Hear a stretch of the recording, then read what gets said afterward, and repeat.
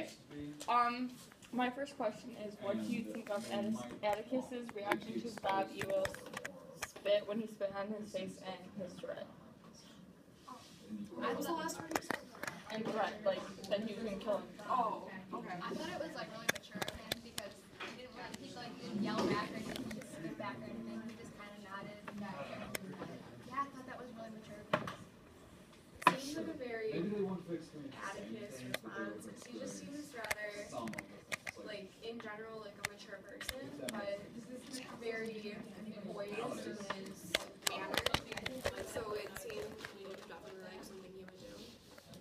Yeah, I agree with Lucy. I think that's basically like everything Atticus does is just like calm and collective, and he doesn't freak out about anything. He just kind of tries to find the best solution without going crazy like Bobby right now. Yeah, I was in that situation. I probably wouldn't have handled it as well like he did.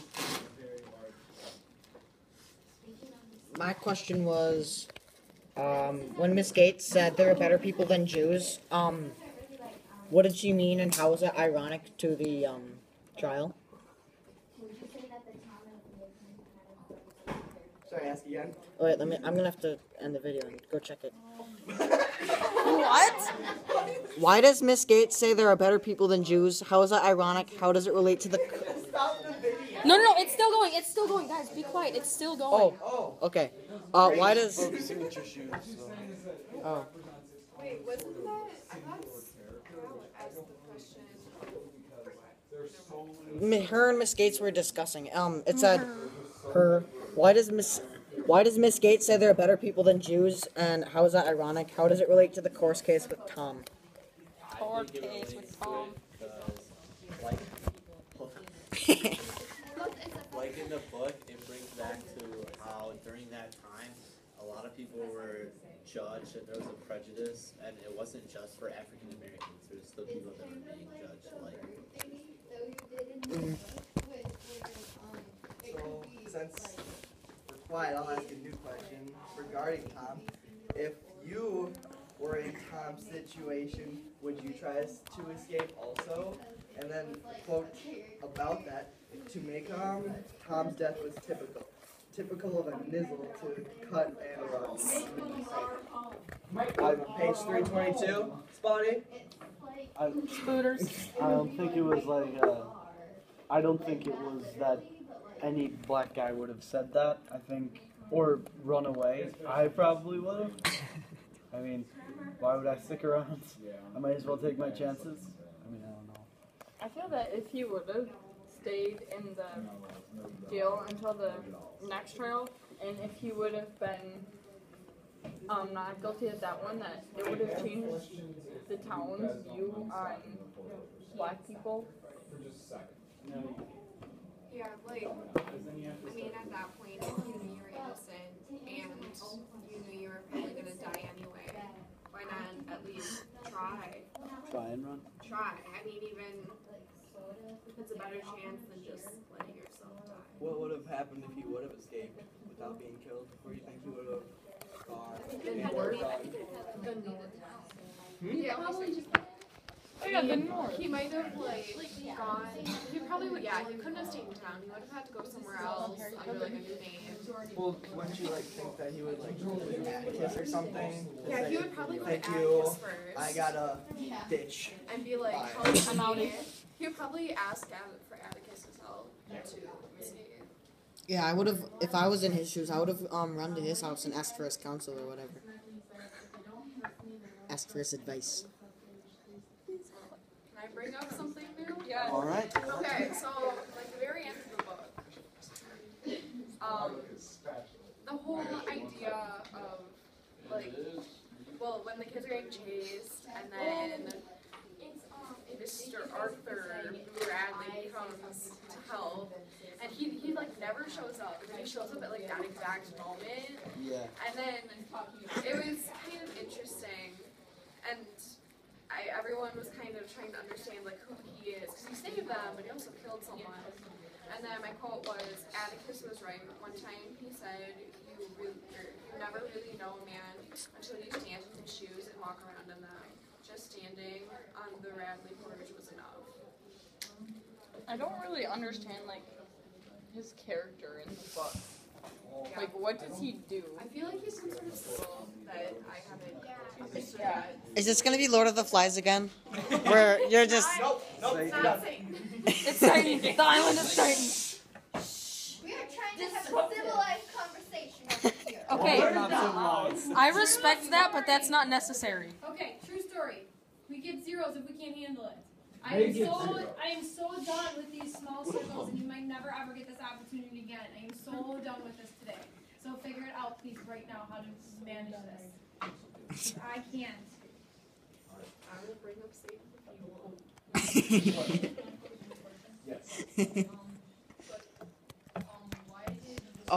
How did Sorry. Yes. Does anyone have anything to add? Oh, I was on gonna the ask a new irony question. of Boo Radley just kind of jumping out at a random time? No. He's Scout's guardian angel. Oh, so cute. Get it? Because he's so pale. But then, like, when the book ended, which is like a whole nother thing about it, I feel like it ended kind of awkwardly, in my opinion. Yeah.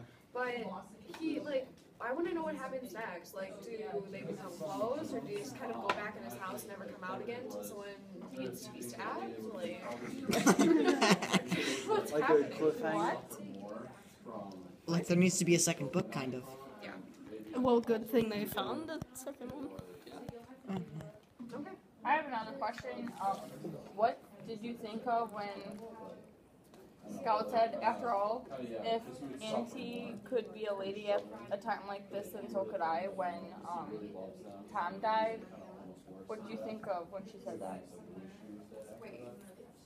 Because she said, after all, if Auntie could be a lady at a time like this, because all the girls were at the house and they were talking about Tom's death, and she said, so could I. I think she's just kind of saying, if she can do it, I can do it, and it won't really matter. Because it's hard for Scout to be a lady, so it's just like, if my aunt can put on like a brave face or like a poker face through the whole thing and just kind of like sit through it and still act like a lady, then I could probably do that too. Like, I feel like she looks up to her aunt Alexandria a lot, because since she doesn't have a mother, she looks up to like Calpurnia and her aunt to be like that mother figure, so I feel like she really wants to be like them more than other female figures in her life. She clearly happens. What other female? Well, I mean, okay. there aren't really any. Yeah. But I mean, like her teacher. Why those two specifically? Like, Because she spends so much time with Calpurnia, because she's like the help, if you will, and Alexandria, they became like closer throughout the book. So, I mean, and Alexandria is like the blood relative of her mother. so simply because of this time spent with. I said that I feel like Scout is maturing. Because at the beginning of the book, she was kind of like trying to fit in with Jem and Dill, and she was kind of just doing whatever, wasn't really thinking. But I have a quote from page 307, and it says, "Where are your britches today?" And she said, "Under my dress." And then all the ladies started laughing. She was being serious, and she was trying to be mature and stuff about it. So. Well, yeah, they were probably laughing because it was different for Scout, because she's used to trying to be a boy and prove herself and stuff. So when she said that, and everyone else didn't take her seriously, is what I thought. Yeah. Kind of. At the end, the quote you said before about her being a woman, I feel like it was kind of like her closure from Tom's death, and she realized that now she should move on from what happened before, and she should. Does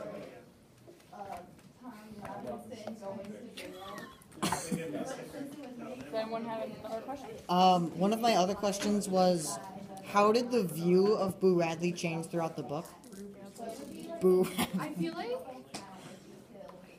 throughout the entire book, like, non-changing aspect of it would be that he's always mysterious, but he goes from being like a scary kind of mysterious to, yeah, like, the thing that that I don't understand though is because before, when he was hiding in his house, they said like he stabbed someone. And he eats raw squirrels. Okay. But then he comes out. The only time he comes out is to stab another person, but it's to save someone. So I'm really conflicted about that. Like, Yeah, he kind of went. Like violence. Yeah. I don't know. Well, maybe they- what if he he does. doesn't? But what if that was a rumor before? If he's like a cool, chill dude who just kind of chills in his house and whenever someone needs to be stabbed. 24/7. Just comes out and Like us during the summer. Oh, you need to be stabbed. It's your time, Sonny. Later in the book, he's more of like an admired character. Like the beginning, they're all kind of scared of him and they have rumors, and then near the end, they're like, he's a cool dude. Yeah, it kind of changes when he fixes the pants and puts it on the fence. It kind of goes from. Big little gifts in the trees, like the book cover. This is very hypothetical. I have a different book cover, but and then in the end, Atticus. Like this was related to one of my questions, but Atticus like protects Boo because obviously he was the one who killed Ewell because it wasn't John. And he like legally protects him, kind of saying like, oh, he just like fell on his knife or something. He fell on his knife. He fell and Yeah, he just happened to fall on this knife. Yeah, he So- tripped. Oh, back up. You see, there was a banana peel on the floor.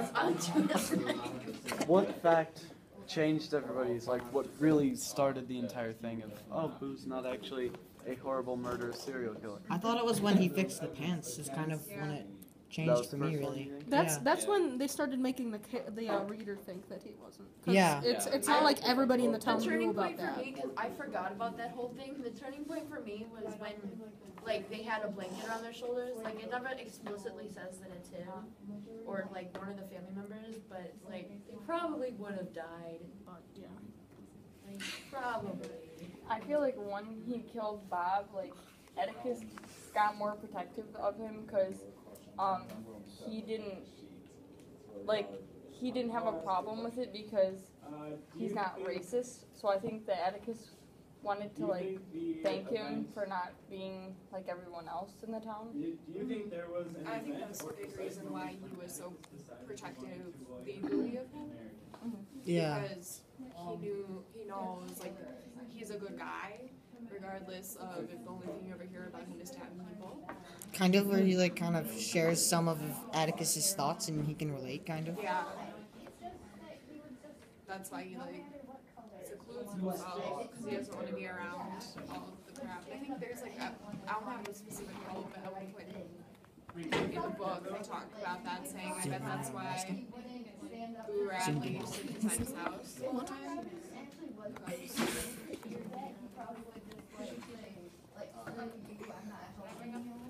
Yeah. There's obviously like a good significance in why Mr. Evil was killed. Like they didn't just kill him because let's kill him. There was like a more important. It was more important than what we all think of like killing. So what did you think is like the real significance? I couldn't hear I that couldn't- last I didn't part. hear What do you. you think What's the like real? the real significance of the scene of Mr. Evil being killed? It's just not because they What killed if, him. like, I think it symbolizes like once again how he's not like a racist and like he's trying to get his point across that it should be over by now. Like the town should not think like that anymore.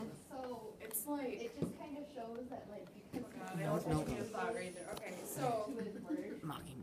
Mr. Evil, it goes back to like the whole good prevails over evil thing, and it also like this whole book is like don't judge a book by its cover, but almost with Boo Radley, it's like don't judge a book by its reviews because you didn't even know what he looked like for the whole time. You just heard his like reviews, and none of them were necessarily true. well, I'll ask a new question. So, how do you think the book title ties in with like the book as a whole? Like, how does it all connect? And then a quote is the title on the title page. Yes, let me zoom in on that. Hang on. Alright, nailed it. Alright. Well, I think it ties with the title because they say earlier in the book that mockingbirds are like harmless people. And I Yeah. feel like, Yeah, they sing and they don't eat bugs and they Yeah, and you're don't not dig up the supposed to kill crops. And killing them is a sin. And it connects to like how this whole entire thing with the court and stuff. It's like he's innocent and he didn't really do anything wrong. It's just prejudice that's causing it. I Do you feel think like